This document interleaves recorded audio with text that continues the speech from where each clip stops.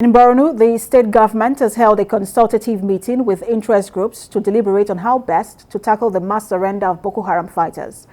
The meeting came up with 16 resolutions, which include demands that firearms be retrieved from all repentant insurgents, while there should be stringent measures to avoid hasty release of hardened elements into the larger society. Jesse Tafida reports.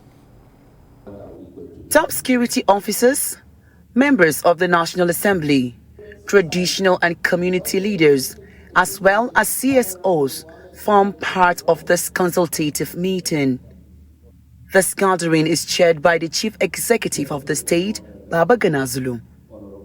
To start off the meeting, the governor acknowledges that it is difficult to accept the turnaround of those who caused mayhem in the state, but notes that it is equally important to find ways of bringing an end to the 12-year insurgency.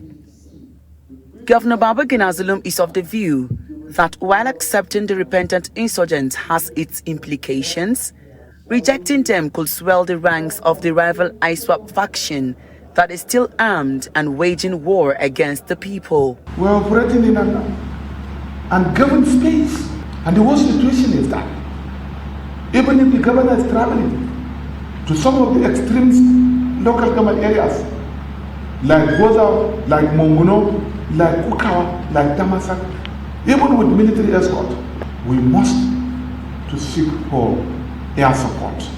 This is the pact, whether we like it or not. Representative of the National Assembly, Senator Muhammad Ali Ndume, welcomes the development, but urges relevant authorities to carefully examine those surrendering for a better outcome. We are of the view that the state government, in conjunction with the various security agencies, should create a buffer zone where those that surrendered will be kept, profiled, investigated, interrogated.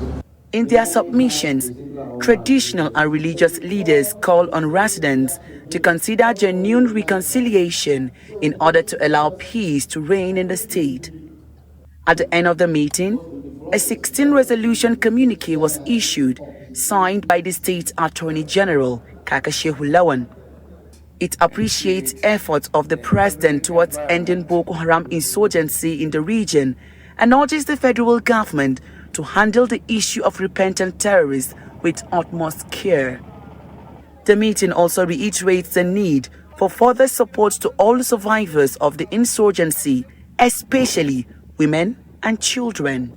Stakeholders at this consultative meeting call for an intensified military battle against ISWAP and for the federal government to quickly establish a world-class center with facilities for de-radicalization and rehabilitation of the repentant insurgents to where they can be cautiously reintegrated after satisfactory rehabilitation. Jesse Tafida, TVC News, Maiduguri.